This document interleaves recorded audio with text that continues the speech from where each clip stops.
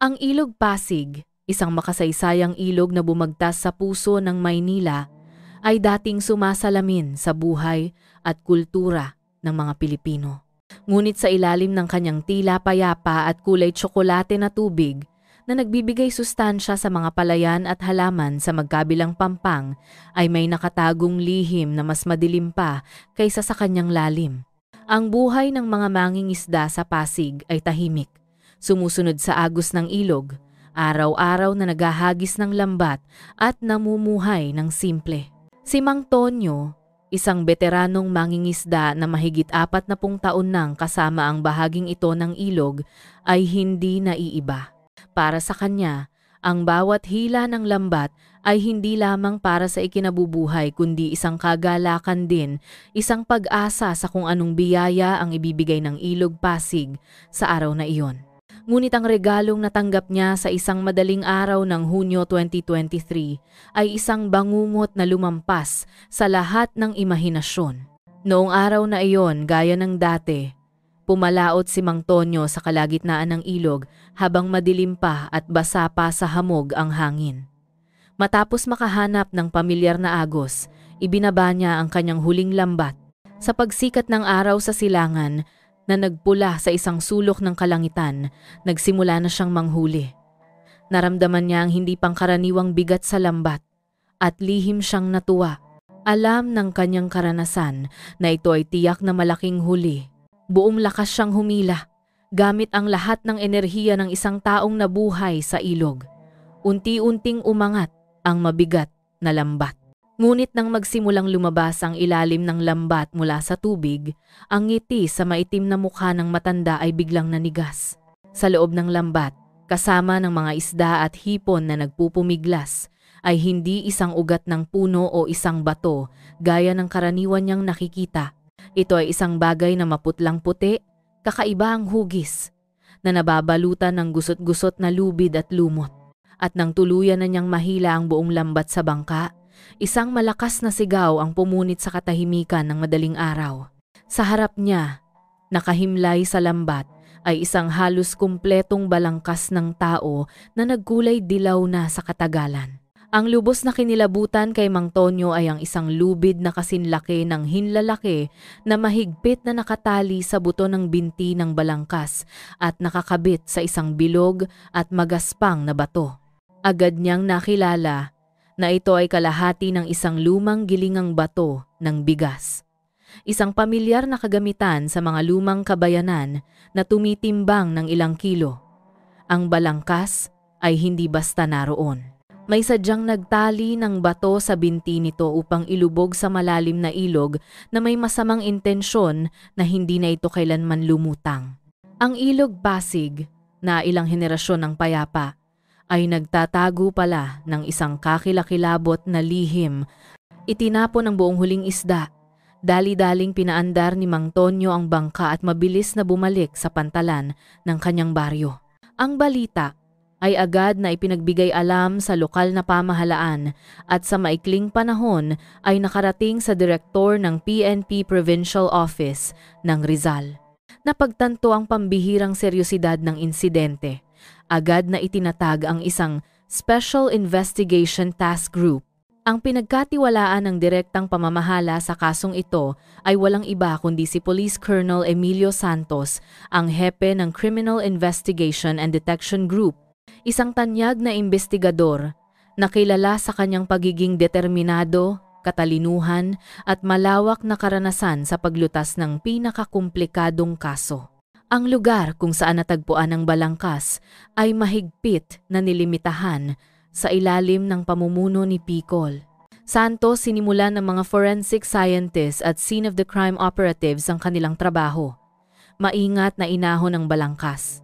Ang gilingang bato, ang tahimik na ebidensya ng krimen, ay agad ding inahon sa forensic center. Mabilis na nailabas ang mga paunang resulta ng pagsusuri.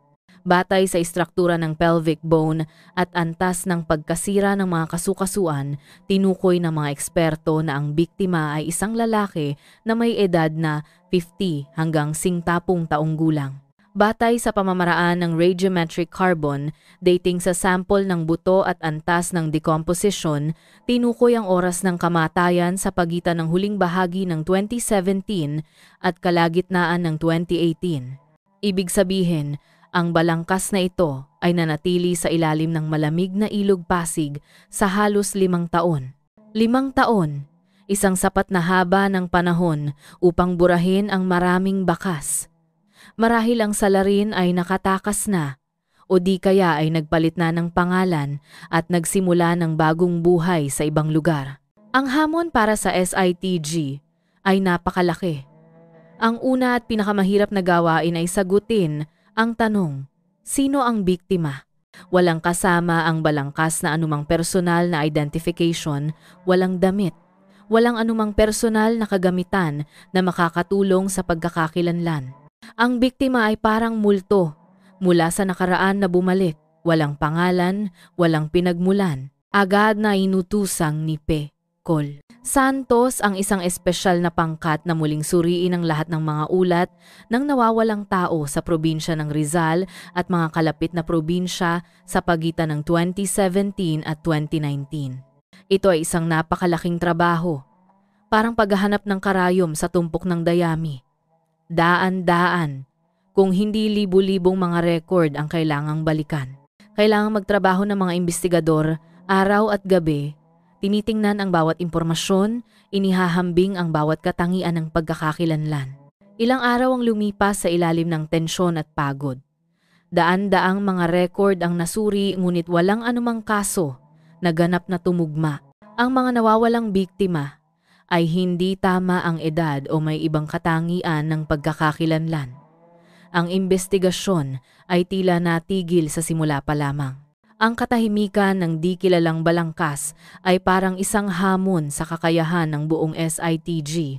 Ang mga sumunod na linggo ay lumipas sa isang mabigat at puno ng presyon na kapaligiran.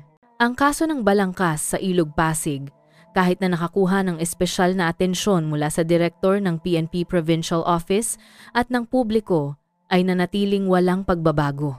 Habang lumilipas ang panahon, lalong nagiging mahirap ang pag-asa na matagpuan ang pagkakakilanlan ng biktima. Maging ang pinakakaranasan ng mga investigador ay nagsisimula ng panghinaan ng loob. Daan-daang mga record ang nabuksan muli. Dose-dosenang mga beripikasyon ang isinagawa, ngunit lahat ay nauwi sa wala. Ang di kilalang balangkas ay nanatili roon, tahimik sa forensic room, parang isang tahimik na hamon. Sa kanyang opisina, halos hindi nakatulog si P. Cornel Emilio Santos. Ang ilaw sa kanyang mesa ay madalas na nakabukas hanggang gabi. Sa mapa ng Rizal, ang lokasyon ng natuklasang balangkas ay minarkahan ng isang pulang pin. Ngunit mula roon ay walang anumang araw na maaring iguhit upang ituro ang susunod na direksyon ng investigasyon. Alam niya na, kung hindi matagpuan ang pagkakakilanlan ng biktima, ang kasong ito ay maaga o huli ay kailangang pansamantalang itigil at isang kakilakilabot na krimen ang mananatiling nakalibing sa dilim. Hindi niya hahayaan na mangyari iyon. Sa gitna ng pagkalito na bumalot sa buong SITG, isang hindi inaasahang pag-asa ang sumilay mula sa isang hindi inaasahang lugar. Ang nagdala ng pag-asa ay si Police Lieutenant Junior Grade Paulo Reyes, isang batang investigador na bagong transfer sa homicide unit ng wala pang 2 taon. Wala si P. Lieutenant J.G. Reyes ng karunungan o malawak na karanasan gaya ng kanyang mga nakatatanda, ngunit siya ay may pambihirang tiyaga at pagiging maingat. Siya ay inatasang suriin muli ang lahat ng mga nawawalang tao na naunang na-dismiss. Isang trabaho na itinuturing na nakakainip at hindi inaasahang magbibigay ng resulta. Sa mainit na silid ng pag-iimbak ng mga record na puno ng amoy ng lumang papel, nanatili si P. Lieutenant J.G. Reyes doon ng ilang araw. Binasa niya muli ang bawat pahina, bawat linya, nang hindi nakakaligtaan ang anumang detalye. At pagkatapos, ang kanyang tiyaga ay nagbunga. Nang makita niya ang isang record na lumang-luma at dilaw na, na inihanda noong Hulyo 2018, may isang bagay na nagpahinto sa kanya. Ito ay ang ulat ng pagkawala ni Mang David Dave Cruz, 55 taong gulang, residente ng Baras, Rizal. Ipinakilala si Mang Dave bilang may-ari ng Davao Harvest, isa sa pinakamalaking at kilalang negosyo sa agrikultura sa lugar. Ang nag-ulat ay ang kanyang nag-iisang anak na lalaki, si David Dave Cruz Jr., na noon ay 25 taong gulang. Lahat ng pangunahing impormasyon tungkol sa biktima mula sa kasarian, edad hanggang sa oras ng pagkawala ay nagtutugma ng nakakagulat sa impormasyon na mayroon ang SITG. Ngunit ang lubos na nakakuha ng atensyon ni P. Lieutenant J.G. Reyes ay hindi ang mga malinaw na impormasyon na nakatype, kundi ang mga handwritten notes na nakasulat sa asul na tinta sa dulo ng ulat ng opisyal na humahawak ng kaso noon. Ang mga notes ay maikli ngunit nagtatago ng mga hindi pangkaraniwang detalye. Unang note, ang saloobin ng anak na lalaki, si David Jr. Habang nag-uulat ay napakawalang pakialam, kulang sa kinakailangang pag-aalala. Sinagot niya ang mga tanong ng patapos at walang gana. Sinabi niya na maaaring iniwan siya ng kanyang ama para sa ibang babae. Pangalawang note, ang asawa ng biktima, si Sarah May Sara Reyes, 28 taong gulang, ay naroroon ngunit halos walang sinabi. Ang kanyang saloobin ay tila hindi nakikipagtulungan, na nais tapusin ang pag-uusap ng mabilis. Pangatlong note, idinagdag pagkatapos ng halos isang buwan, hindi na nakikipagtulungan ang pamilya sa investigasyon. Ayon sa impormasyon mula sa mga kapitbahay, halos 20 araw lamang matapos iulat ang pagkawala ng ama, nagmadaling ibenta ni David Jr. at Sarah ang buong negosyo ng agrikultura, ang bahay kung saan sila nakatira at lahat ng mahahalagang ari-arian. Naglaho silang dalawa sa lugar at walang nakakaalam kung saan sila nagpunta. Binasa ni P. Elete J.G. Reyes ang mga notes ng paulit-ulit at isang panginginig ang dumaloy sa kanyang gulugod. Hindi ito ang kilos ng isang pamilya na naghihirap dahil sa pagkawala ng isang mahal sa buhay. Isang anak na lalaki na walang pakialam sa pagkawala ng kanyang ama. Isang batang asawa na tahimik sa isang kahina-hinalang paraan at ang pinakamahalaga ay ang kanilang pagmamadali na ibenta ang lahat ng ari-arian at pagkatapos ay tumakas. Ang lahat ng ito ay pinagsama-sama upang makabuo ng isang larawan na puno ng mga lihim. Pabilis ang tibok ng puso ni P. Lieutenant J.G. Reyes. Agad niyang kinuha ang folder ng mga record at tumakbo ng mabilis patungo sa opisina ni P. Cornel Santos. Sir, I think I found a very important clue. Si P. Col Santos, na nakakunot ang noo habang tinitingnan ng mapa, ay tumingala. Kinuha niya ang folder mula sa kamay ng batang opisyal at nagsimulang magbasa. Habang nagbabasa siya, lalong kumunot ang kanyang kilay. Ang pagod sa kanyang mukha ay unti-unting nawala. Napalitan ng matinding konsentrasyon, isang talas ng isang tigre na naamoy ang biktima. Isang anak na lalaki na hindi nag-aalala sa pagkawala ng ama. At sinisiraan pa ang kanyang ama. Bulong ni P. Col Santos. Isang batang asawa na mas bata sa kanyang asawa ng halos 30 taon at pagkatapos ay sabay silang ibinenta ang lahat ng ari-arian at umalis. Magaling ka, P. Lieutenant J.G. Reyes. Hindi na ito isang clue. Ito ay maaaring ang susi sa paglutas ng buong kasong ito. Ang hypothesis ng isang krimen sa pamilya ay nagsimulang mabuo ng malinaw sa isip ng veteranong koronel. Maaaring hindi nawala si Mang David Cruz. Maaaring siya ay pinatay ng kanyang pinakamamahal na mga tao. At ang layunin ay walang iba, kundi ang angkinin ang ari-arian. Ang pagtapon ng bangkay sa Ilog Pasig, isang lugar na malayo sa bahay ng biktima ng ilang kilometro, ay isang sadyang kilos upang itago ang krimen. Agad na ipinatawag ang isang emergency meeting ng SITG. Ang record ng pagkawala ni Mang David Cruz ay inilagay sa gitna Ang kaso ay may bagong direksyon na malinaw at puno ng pag-asa. Ang agarang gawain, utos ni P. Corl Santos, ay beripikahin muli ang lahat ng impormasyon tungkol sa pamilyang ito. Isang pangkat ng mga detektib ang agad na pinapunta sa Baras, Rizal, ang dating bayan ng biktima. Huwag ilantad ang impormasyon na iniimbestigahan natin ang isang kaso ng pagpatay. Lapitan sila sa ilalim ng balat-kayo na sinusuri muli ang lumang kaso ng pagkawala. Alamin ang lahat ng posible tungkol sa relasyon sa pamilya ni Mang Dave, lalo na ang relasyon sa pagitan ng anak na lalaki, si David Jr., at ang asawa, si Sarah May Reyes. Kasabay nito, ang isa pang pangkat ay dapat makipag-ugnayan sa mga operative units.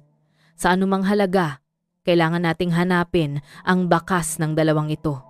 5 taon ay isang mahabang panahon, ngunit naniniwala ako na ang batas ay hindi natutulog, hindi sila maaaring basta na lamang maglaho ng ganap. Ang buong SITG ay tila nabigyan ng bagong buhay. Mula sa isang kaso na tila natigil, ang pagkakakilanlan ng mga unang suspek ay nagsimulang lumitaw. Ang paghahanap sa mga multo ng nakaraan ay opisyal na nagsimula. Ang utos ni P. Cole Emilio Santos ay ipinatupad ng mabilis at palihim, isang pangkat ng 3 detective na direktang pinamunuan ng isang deputy chief ay agad na bumalik sa Baras, Rizal. Sila ay inatasang gawain na manggolekta ng impormasyon ng palihim nang hindi inilalantad ang anumang palatandaan na ito ay isang imbestigasyon ng pagpatay. Ang pangkat ay lumapit sa lokalidad sa ilalim ng balat-kayo na nagsasagawa ng muling pagsusuri sa mga matagal nang nakabinbing kaso ng pagkawala ayon sa direktiba ng nakatataas na opisyal. Ang balat-kayo na ito ay ganap na makatwiran at hindi nagdudulot ng anumang hinala. Ang bayan ng Baras, Rizal, pagkaraan ng 5 taon ay nagkaroon na ng maraming pagbabago. Ngunit ang mga tao at ang mga relasyon ng kapitbahay ay naroroon pa rin. Ang dating maunlad na Davao Harvest ay nagpalit na ng may-ari at isang bagong karatula ang nakasabit. Ngunit ang alaala ng pamilya ni Mang David Cruz ay nanatili sa isip ng mga kapitbahay. Sa simula, nang simulang balikan ng mga detective ang lumang kwento, ang natanggap lamang nila ay mga iling ng ulo at mga pangkalahatang sagot. Sinasabi ng mga tao na si Mang Dave ay isang mabait na tao, masipag sa negosyo ngunit medyo hirap sa buhay. Ang kanyang unang asawa ay maagang namatay dahil sa sakit. Iniiwan siya upang mag-isa na magpalaki sa kanyang anak na lalaki, si David Jr. Nang maging maunlad na ang kanyang ekonomiya, siya ay muling nag-asawa kay Sarah May Reyes, isang bata at magandang babae na may mahirap na kalagayan mula sa kalapit na baryo. Lahat ay nagpakita ng panghihinayang nang marinig ang balita ng pagkawala ni Mang Dave, ngunit wala ng iba pang impormasyon. Ang pader ng katahimikan ng nakaraan ay tila napakahirap pasukin, ngunit alam ng mga detective na sa mga maliliit na komunidad na tulad nito, walang lihim na maaaring itago magpakailanman. Matiyaga silang lumapit sa bawat isa, mula sa matatandang kapitbahay, sa mga dating kasamahan sa negosyo ni Mang Dave hanggang sa mga dating manggagawa sa Davao Harvest. At pagkatapos, ang unang sagot ay nailantad. Ang nagbigay ng mahalagang impormasyon ay si Aling Nena, isang matandang babae na nakatira sa tapat ng dating bahay ni Mang Dave. Matapos tiyakin ng mga detective at ipangako ang ganap na pagiging palihim, hinila ni Aling Nena ang mga ito sa isang nakatagong sulok ng kanyang bahay at bumulong na tila natatakot na may makarinig. Ang kwento ng pagkawala ni Mang Dave. Sa totoo lang, mga iho, noon pa man ay naramdaman na namin na may mali. Nagsimula siya. Mabuting tao si Mang Dave, ngunit ang problema ay labis siyang abala sa negosyo, bihira siyang magkaroon ng oras para sa mga usapin sa bahay. Ano po ang ibig ninyong sabihin? Maingat na tanong ng isang detective. Nagngiwi si Aling Nena. Ang kanyang mukha ay puno ng pag-aalala, ang tungkol sa anak niya at sa asawa. Si David Jr., kasing edad ng anak ko. Nakita ko siyang lumaki mula pagkabata kaya alam ko Mula nang pakasalan ni Mang Dave si Sarah, napansin ko na may kakaiba sa kanila. Ikinuwento niya na si Sarah May Reyes, bagaman itinuturing na inaasawa, ay 3 taon lamang ang tanda kay David Jr. Mas mukha silang magkasintahan kaysa ina at anak. Si Mang Dave ay palaging nasa bodega o naglalakbay para sa negosyo. Iniiwan ang kanyang negosyo sa kanyang anak na lalaki at sa batang asawa upang pamahalaan. Ang apoy malapit sa dayami ay mabilis na nag-aalab. Sa simula, ito ay mga tingin lamang, mga hindi sinasadyang pagdampi, ngunit unti-unti ang kanilang katapangan ay lumampas sa lahat ng limitasyon. Maraming beses nawala si Mang Dave. Patuloy ni Aling Nena, malinaw pa rin ang kanyang boses. Nakita ko si David Jr. na hindi natutulog sa kanyang silid. Sa gitna ng gabi, pumupuslit siya sa silid ni Sarah. Ang mga kapitbahay dito ay hindi naman sa walang alam, ngunit ang usapin sa loob ng bahay ng iba ay ganoon kasensitibo. Sino ang maglalakas loob na sabihin? Isang dating manggagawa sa Davao Harvest ang nagbigay din ng katulad na pahayag. Ikinwento niya na maraming beses niyang nahuli si David Jr. at Sarah May Reyes na may labis na paglalambingan sa bodega kung saan kakaunti ang tao. Nang mahuli, pareho silang nagpakita ng pagkalito at sinikap na itago ang kanilang ginagawa. Ang kanilang bawal at incestuous na relasyon ay tila isang bukas na lihim sa mga malapit sa kanila. Ang lahat ng mga bulong, ang mga dating chismis, ay pinagsama-sama na ngayon na bumubuo ng isang malinaw na larawan ng motibo sa krimen. Si Mang David Cruz, ang kaawa-awang tao, ay hindi lamang isang asawa na niloko kundi isang ama rin na niloko ng kanyang nag-iisang anak. Ang bawal na relasyon sa pagitan ng anak at inaasawa ay nagtulak sa kanila sa huling pagpipilian nang magkaroon ng panganib na mabunyag, ang pagpatay kay Mang Dave. Ang pagpatay kay Mang Dave ay makakatulong sa kanila na makamit ang 2 layunin. Una, aalisin nila ang nag-iisang hadlang upang maging malaya silang magkasama. Pangalawa, kukunin nila ang lahat ng ari-arian na pinaghirapan ni Mang Dave sa buong buhay niya. Gagamitin ang ari-arian na iyon upang simulan ang isang bagong buhay sa isang lugar na walang nakakakilala sa kanila. Agad na iniulat ang impormasyon kay P. Colonel Santos. Hindi siya nagulat. Ang daloy ng mga kaganapan ay ganap na tugma sa kanyang mga paunang hula. Ang motibo ng pagpatay dahil sa pag-ibig at pera, isa sa mga pinakasinauna at brutal na motibo, ay natukoy na magaling, sabi ni P. Cole Santos sa telepono. Patuloy na mangolekta ng karagdagang impormasyon at palakasin ang kaso. Kasabay nito, ang investigasyon upang hanapin ang 2 suspek ay kailangang bilisan. Alam na natin kung bakit nila pinatay. Ngayon kailangan nating malaman kung nasaan sila. Ang trabaho ng investigasyon ay lumipat na sa isang bagong yugto, mas apurahan at mas mahirap ang paghahanap sa kinaroroonan ni David Jr. at Sarah May Reyes. Pagkaraan ng 5 taon na walang bakas, ay opisyal na nagsimula. Sila ay parang mga multo na naglinis ng lahat ng bakas sa kanilang bayan, pinutol ang lahat ng komunikasyon sa mga kamag-anak at kakilala. Ang paghahanap sa kanila sa gitna ng malawak na dagat ng mga tao ay isang tunay na hamon para sa SITG. Sa paglilinaw ng motibo ng krimen, agad na inilipat ng SITG ang kanilang atensyon sa pinakamahirap na gawain, ang paghahanap sa kinaroroonan ni David Jr. at Sarah May Reyes. 5 taon ay isang mahabang panahon, sapat upang burahin ng 2 salarin ang lahat ng bakas, putulin ang lahat ng komunikasyon, at simula ng isang bagong buhay sa ilalim ng ibang identity. Ang paghahanap ay parang paghahanap ng karayom sa tumpok ng dayami. Ang mga eksperto sa high-tech mula sa Criminalistics Laboratory ang unang pumasok sa eksena.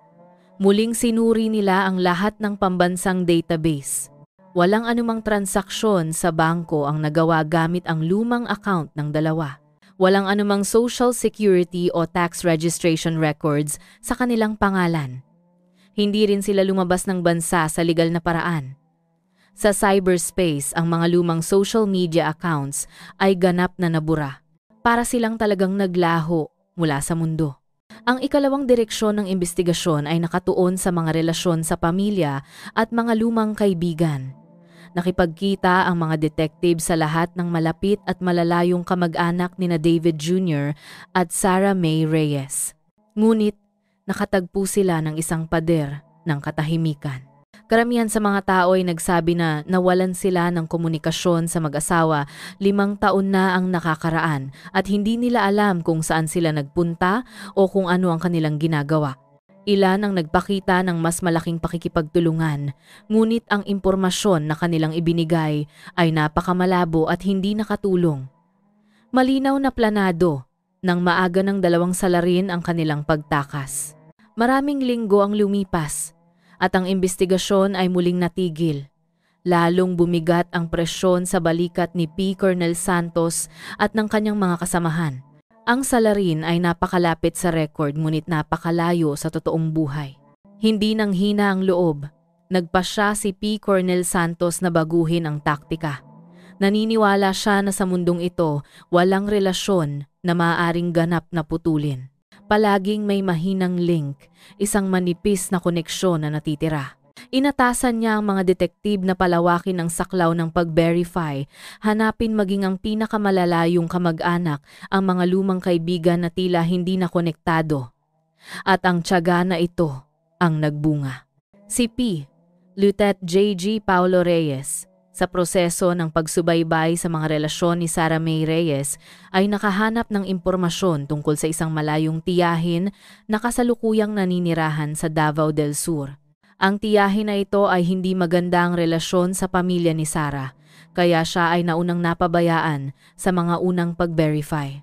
Nang lumapit ang pangkat, sa simula ay nagpakita ng pag-aatubili ang babae, ngunit sa pamamagitan ng mga taktika at matalinong panghihikayat, naging mas bukas ang mga detective. Ikinuwento niya na halos 4 na taon na ang nakakaraan. Nakatanggap siya ng tawag sa telepono mula sa isang hindi kilalang numero. Ang tumawag ay si Sarah May Reyes. Tumawag lang siya para mangumusta. Ikinuwento ng tiyahin. Mukhang masaya ang kanyang boses. Ipinagyayabang niya na siya at ang kanyang asawa ay umuunlad sa negosyo. Tinanong ko siya kung nasaan siya. At sinabi lang niya na nasa isang lugar sila na malawak at kakaunti ang tao sa Mindanao. Ang klima ay sariwa at napakagandang taniman ng durian. Pagkatapos ay dali-dali siyang nagpatay ng tawag. At sinabi sa akin na huwag sabihin sa sino man na tumawag siya. Mula noon hanggang ngayon, wala na akong natanggap na tawag. Isang napakahalagang clue, Mindanao, pagtanim ng durian. Bagaman napakamalabo, ito ang compass na kailangan ng SITG. Agad na ipinadala ang impormasyon sa command center. Agad na sinuri ng Criminalistics Laboratory ang mga posibleng target at lugar. Ang Mindanao ay binubuo ng maraming probinsya na may 12 ng mga bulubunduking bayan na may angkop na lupa para sa pagtatanim ng durian. Malawak pa rin ang saklaw ngunit mas tiyak na nagsimula ang mga eksperto sa isang operasyon ng paghahanap ng ginto sa digital space. Nakipagtulungan sila sa mga ahensya ng pamamahala ng lupa at pagpaparehistro ng negosyo sa mga probinsya sa Mindanao. Ang layunin ay hanapin ang lahat ng mga durian farm o kooperatiba na narehistro sa loob ng huling 5 taon na pinamamahalaan ng mga may-ari na may pinagmulan sa Luzon o Visayas. Libu-libong mga record ang sinuri.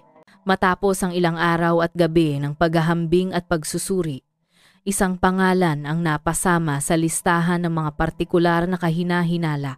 Ito ay isang durian farm na tinatawag na Hacienda del Sol na matatagpuan sa isang liblib na bulubunduking bayan sa Davao del Sur.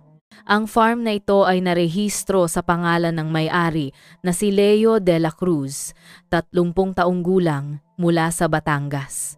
Ang farm ay mabilis na lumago at pagkaraan lamang ng ilang taon ay naging isa sa pinakamalaking durian producer sa rehiyon na nagsusupply ng mga prutas sa iba't ibang lugar. Agad na nakakuha ng atensyon ang pangalang Hacienda del Sol Leo at Sarah. Ito ba ang kombinasyon ng pangalan ng dalawang salarin? Mabilis na hinanap ng mga detective ang larawan ng may-ari ng farm na may pangalang Leo de la Cruz. Sa isang artikulo sa lokal na pahayagan na sumusulat tungkol sa mga halimbawa ng matagumpay na negosyante, nakita nila ang kanilang kailangan. Ang larawan ay kuha ng isang lalaki na nakatayo at nakangiti sa tabi ng isang puno ng durian na puno ng bunga. Bagaman 5 taon na ang lumipas at siya ay mas matanda at mas maitim na, hindi maaaring magkamali. Ang lalaki sa larawan ay walang iba kundi si David Jr. Nakatayo sa tabi niya ay isang magandang babae na ipinakilala bilang kanyang asawa na nagngangalang Sarah de la Cruz na si Sarah May Reyes. Binago nila ang kanilang pangalan upang makagawa ng bagong pagkakakilanlan. Sa wakas, matapos ang isang mahirap na paglalakbay sa imbestigasyon, natagpuan ang mga multo ng nakaraan. Hindi sila namuhay ng palihim, nagtatago. Sa halip, sila ay namumuhay ng marangya, mayaman sa ari-arian na ninakaw mula sa kanilang ama at asawa na namatay sa malagim na paraan. Nagtagumpay sila sa pagbuo ng isang perpektong balat kayo, naging matagumpay na may-ari ng negosyo na iginagalang ng mga lokal na tao. Sa command center ng SITG, tiningnan ni P. Col Santos ang larawan ng mag-asawa na masayang nakangiti at umapaw sa kanya ang galit. Alam niya na ang susunod na yugto ng kaso ay napakahirap. Ang pag-aresto sa kanila ay hindi mahirap. Ngunit ang paglilitis sa kanila pagkaraan ng 5 taon kung saan ang lahat ng pisikal na ebidensya ay maaaring nawala na ay isang tunay na hamon. Siguradong inihanda na nila ang kanilang sarili at ang mga huwad na pahayag upang harapin ang paglilitis. Ihanda ang plano, utos ni P. Col Santos na may matalas at determinado na tinig. Isang espesyal na pangkat ang palihim na pupunta sa Davao del Sur. Sa pagkakataong ito, hindi lamang tayo manghuhuli ng mga kriminal, kailangan nating ipababa ang kanilang ulo upang umamin sa kanilang krimen. Ang lihim na paglalakbay ng espesyal na pangkat na pinamunuan ni P. Colonel Emilio Santos mismo ay dinala sila sa libu-libong kilometro upang marating ang mainit at maaraw na lupain ng Mindanao. Ang bulubunduking bayan sa Davao del Sur kung saan nagtatago ang mag-asawang kriminal ay lumitaw na may malawak na luntian ng mga plantasyon ng kape at mga mayayaman na halamanan ng prutas. Ang lahat dito ay nagpakita ng kasaganaan at kapayapaan na tila walang lugar para sa isang kakila-kilabot na krimen na nakalibing sa loob ng 5 taon. Ang durian farm na Hacienda del Sol ay nakahiwalay sa isang malaking burol, isang napakagrandeng at marangyang ari-arian. Isang modernong mansyon ang itinayo sa gitna ng halamanan na may pool at hardin na maingat na inaalagaan. Malinaw na ang ari-arian na ninakaw mula kay Mang Dave ay kanilang ininvest at pinalaki na lumikha ng isang marangyang buhay na pinapangarap ng marami. Nagpasya si P. Col Santos na hindi magmadali sa pagkilos. Alam niya na para sa mga taong may matatag na pag-iisip at 5 taon nang naghahanda para sa pagtanggi sa krimen, ang isang ordinaryong pag-aresto ay maaaring hindi magpatumba sa kanila upang umamin. Kailangan niya ng isang sapat na matinding psychological blow upang sirain ang balatkayo na pinaghirapan nilang buuin. Detalyadong binalangkas ang plano. Kinabukasan ng umaga, isang sasakyan na may plakang pula na nagbalat kayo bilang sasakyan ng supply ng agrikultura ang huminto sa gate ng farm. Si P. Col Santos na nakasuot ng kanyang opisyal na uniforme kasama si P. Loten J.G. Paulo Reyes ay bumaba ng sasakyan. Lumapit sila sa mag-asawa sa ilalim ng balatkayo na muling iniimbestigahan ang isang lumang kaso sa isang ganap na normal na paraan. Si David Jr., na ngayon ay si Leo de la Cruz, ang sumalubong sa kanila. Ganap na iba ang kanyang hitsura kumpara sa larawan sa record 5 taon na ang nakakaraan.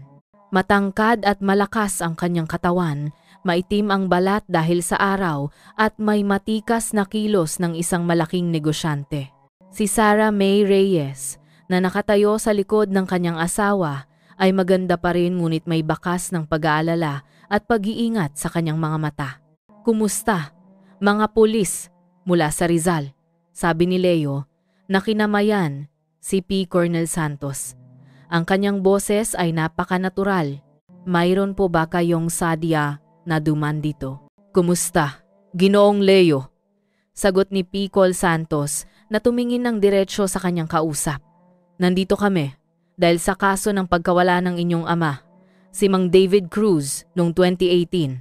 Kamakailan, mayroon kaming ilang bagong impormasyon kaya inutusan ng aming superior na muling buksan ang kaso upang linawin."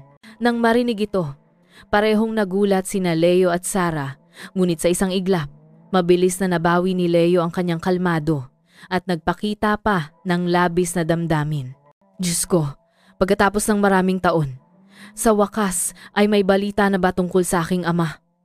Tanong niya. Ang kanyang boses ay puno ng pag-asa. "Naghahanap kami sa kanya ng maraming taon ng walang pag-asa.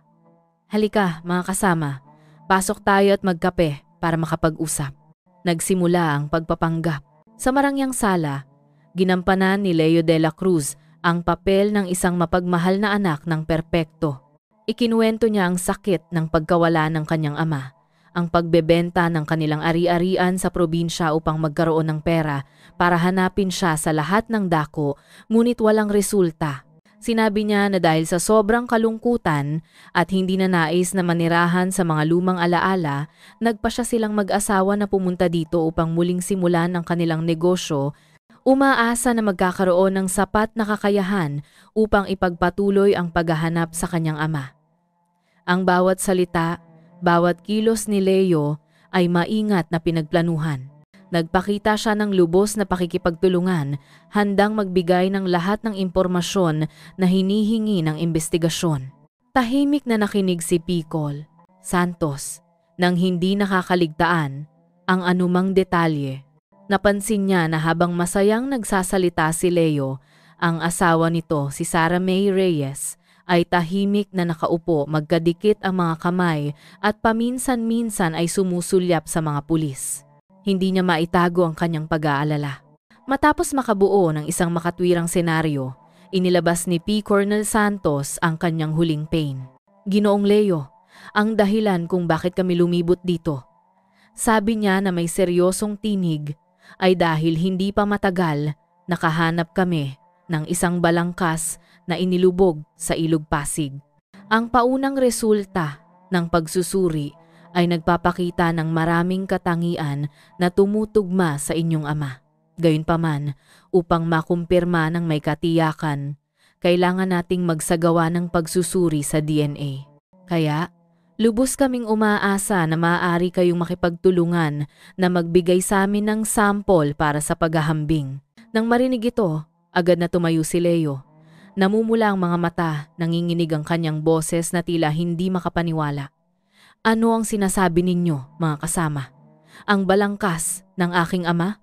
Diyos ko, kung gayon ang aking ama, talagang patay na ba siya?" Nagpakitang gilas siya.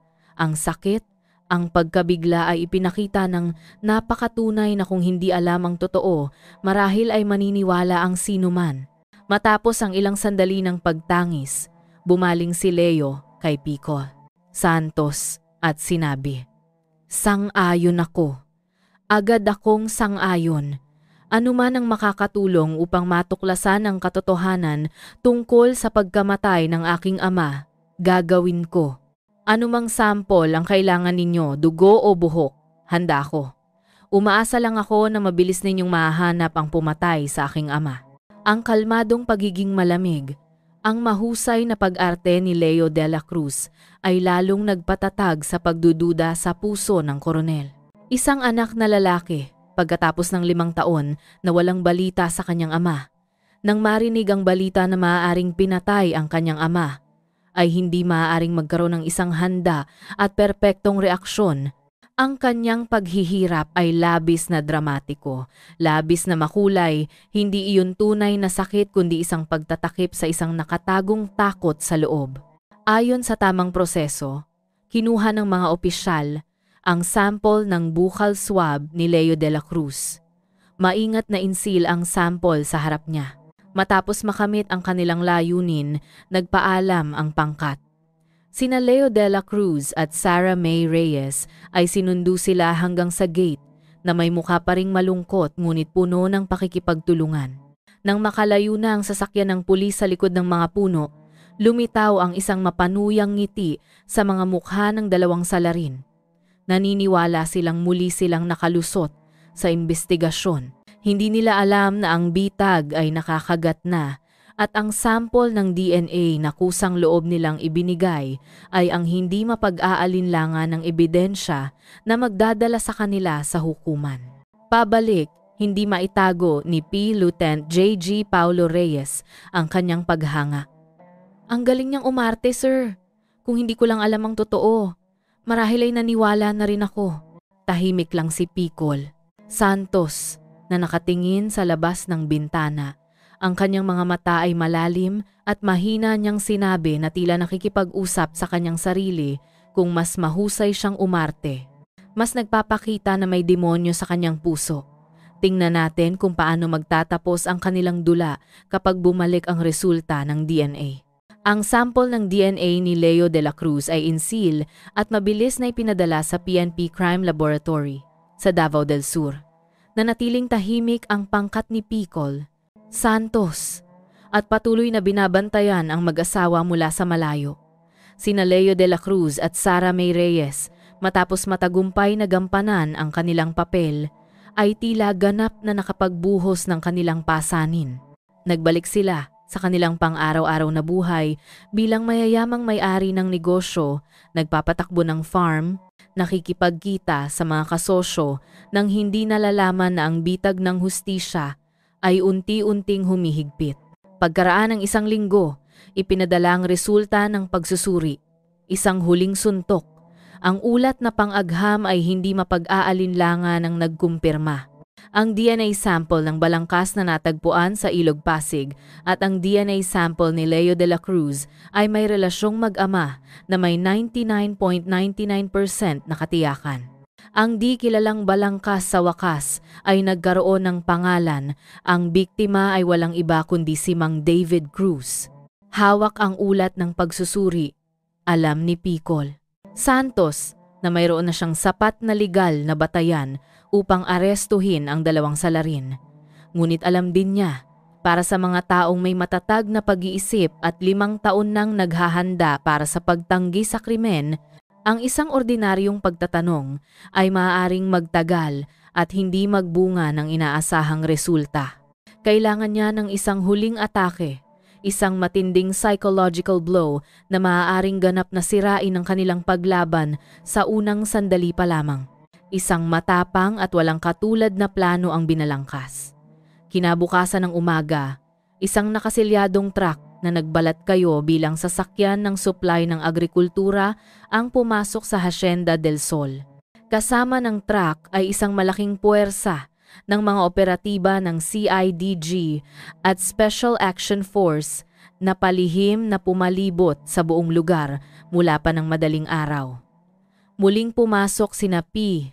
Col Santos at P. Lieutenant J.G. Reyes sa mansyon. Sina Leo de la Cruz at Sarah May Reyes ay lumabas upang salubungin sila na may mukha pa ring tahimik. Mayroon na po bang resulta ng pagsusuri, mga kasama? Tanong ni Leo. Ang kanyang boses ay puno pa rin ng huwad na pag-asa. Mayroon na, sagot ni P. Col Santos. Ang kanyang boses ay malamig na parang yelo. Inilagay niya ang ulat ng pagsusuri sa mesa. Ang resulta ay nagpapatunay na ang balangkas na iyon ay ang inyong ama, si Mang David Cruz. Nagsimulang umarte muli si Leo. Tinakpan niya ang kanyang mukha at yumuko sa mesa. Nanginginig ang kanyang balikat. Ngunit sa pagkakataong ito, hindi pinayagan ni P. Cornel Santos na magpatuloy ang kanyang dula. Hindi lamang kami nandito ngayon upang ipaalam ang resulta, sabi niya at sumenya sa mga sundalo sa labas. Ibinalik din namin ang inyong ama dito sa inyong pamilya. Ang pangunahing pinto ng mansyon ay bumukas. Binitbit ng mga pulis sa loob ang isang malaking kahoy na kabaong na maingat na nakaselyo. Ang kabaong ay inilagay mismo sa gitna ng marangyang sala sa mamahaling alpombra. Sina Leo de la Cruz at Sara May Reyes ay tumingin sa kabaong. Ang kanilang mga mukha ay nagpakita ng pagkalito. Hindi naiintindihan kung ano ang nangyayari. Buksan. Utos ni P. Colonel Santos. Binuksan ang takip ng kabaong at pagkatapos ay isang kakilakilabot na tanawin ang lumabas sa harap ng dalawang salarin. Sa loob ng kabaong, sa isang itim na telang velvet, ay ang buong balangkas ni Mang David Cruz na muling inayos ng mga forensic expert sa tamang hugis ng isang tao. Ang bungo na may dalawang maitim na butas ng mata ay tila nakatingin ng malalim sa anak na lalaki at sa asawa. Ang lubid at ang gilingang bato ay nakalagay ng maayos sa buto ng binti bilang isang tahimik na akusasyon. Agad na naging epektibo ang psychological blow, mas malakas kaysa sa anumang sandata. Si Leo de la Cruz, ang taong palaging kalmado at malamig, ay nanigas sa lugar. Tapos na ang kanyang dula. Ang kanyang mukha ay namutla. Ang kanyang mga mata ay dilat, nakatutok sa balangkas ng kanyang ama na pinatay niya mismo. Tumayo siya ng walang kagalos-galos na tila isang estatwa, nanigas ang buong katawan, hindi makapagsalita ng anumang salita. Samantala, ganap na bumaksak si Sara May Reyes. Ang pagtitiis ng isang babae, gaano man katigas, ay hindi makakatayo sa isang kakilakilabot na psychological shock na tulad nito. Ang larawan ng kanyang dating asawa, ang taong pinatay niya kasama ang kanyang mangingibig at itinapon sa ilog 5 taon na ang nakakaraan, ay biglang lumitaw sa harap niya sa mismong bahay kung saan siya namumuhay ng marangya sa ibabaw ng dugo ng kanyang asawa. Sumigaw si Sara May Reyes ng isang nakakakilabot na sigaw. Hinawakan niya ang kanyang ulo, umatras, at pagkatapos ay bumagsak sa sahig. Nagsimula siyang umiyak ng baliw. Ang mga luha ng kasalanan at takot ay sa wakas, ay bumuhos, multo. Bumalik na siya. Bumalik siya para singilin ako! Sumigaw siya, itinuro ang balangkas. Sa harap ng nakakakilabot na larawan ng nakaraan at ng hindi na maililigtas na pagbagsak, inamin ni Sara May Reyes ang lahat ng krimen sa gitna ng kanyang pagkataranta. Ako ang gumawa nito. Umiiyak niyang inamin. Ako at si Leo ang naglagay ng lason sa alak para inumin niya. Pagkatapos niyang mamatay, sabay naming inilagay ang kanyang bangkay sa sasakyan. Dinala namin siya sa buong gabi, mahigit 100 kilometro papunta sa Ilog Pasig. Itinali namin ang bato sa kanyang mga paa at itinapon sa ilog. Kinuha namin ang lahat ng pera, ibinenta ang lahat ng bahay at tumakas dito. Patawarin mo ako.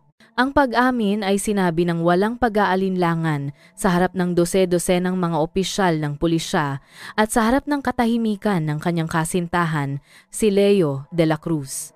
Ang perpektong dula na tumagal ng 5 taon ay opisyal na nagtapos sa isang hindi inaasahang psychological blow. Agad pagkatapos ng pag-amin, sumenya si P. Colonel Santos.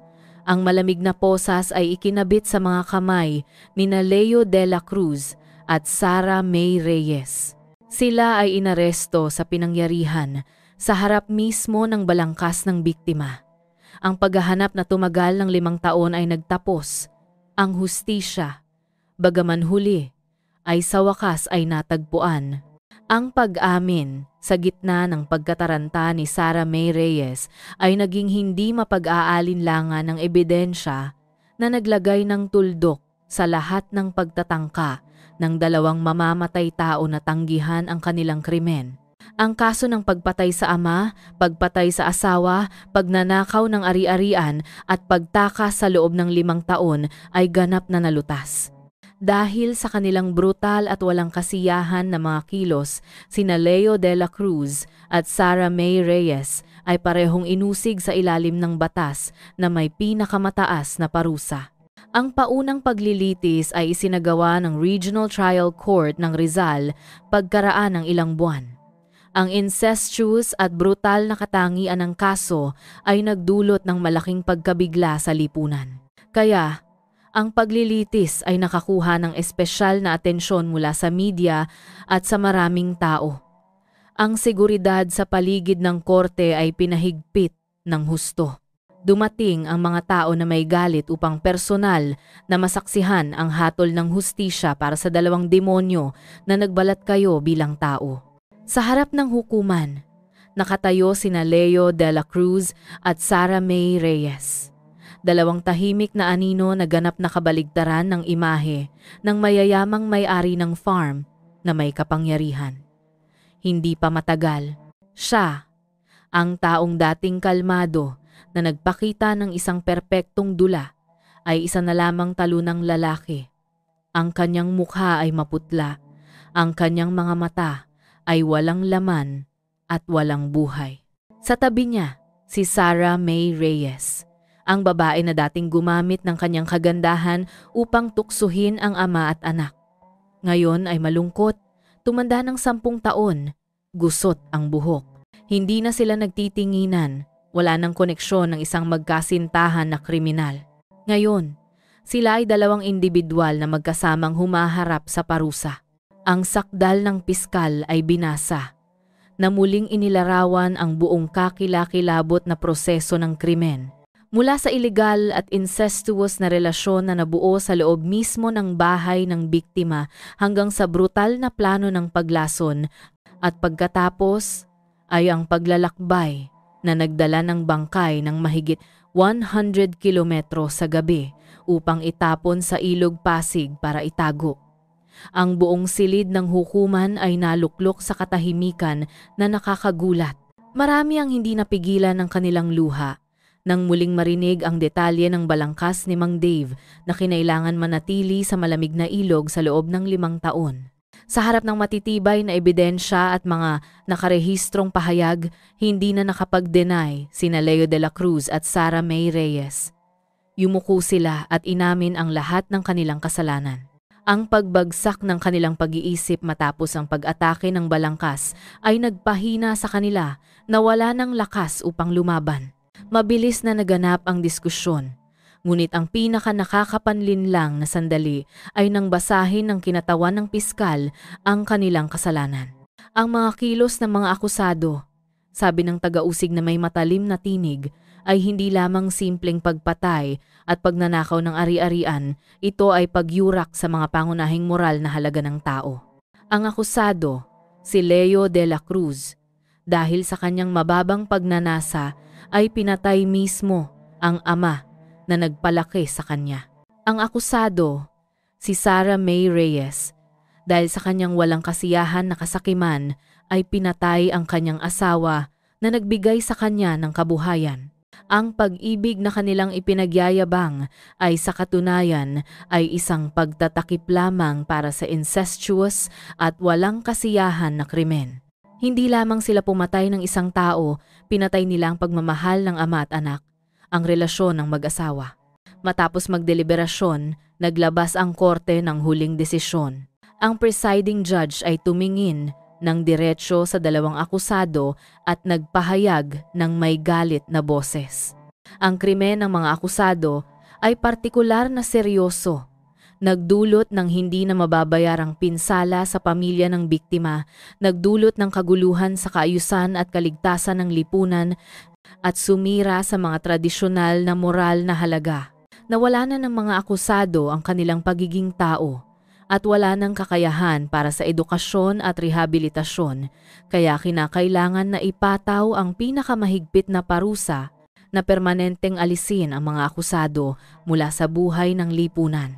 Ipinahayag ng korte, si Leo de la Cruz ay hinatulan ng kamatayan para sa krimen ng pagpatay at si Sara May Reyes ay hinatulan ng kamatayan para sa krimen ng pagpatay. Sa kabuuan ng mga parusa, parehong nakatanggap ang dalawang akusado ng parehong hatol, kamatayan. Ang hatol ay ipinahayag sa gitna ng malakas na palakpakan ng mga naroroon sa silid ng hukuman. Ang hustisya sa wakas ay naipatupad ng buo. Ang dalawang hinatulan ng kamatayan ay dinala palabas ng korte na tinapos ang kanilang buhay na binuo sa krimen sa pinakamataas na presyo. Ang kaso ay nagsara ngunit mananatili itong isang kakilakilabot na aral tungkol sa pagkasira ng tao. Ipinapakita nito na ang linya sa pagitan ng tao at demonyo ay minsan napakamanipis. At kapag natakpan ng kasakiman at pagnanasa, ang tao ay maaaring gumawa ng mga bagay na brutal na hindi maiisip. Ang paghahanap na tumagal ng 5 taon ay nagtapos, na nagsimula sa lambat ng isang matandang mangingisda at nagtapos sa mahigpit na paghatol ng batas. Ibinalik ang kalinisan sa Ilog Pasig at ang huling kapayapaan para sa isang biktima.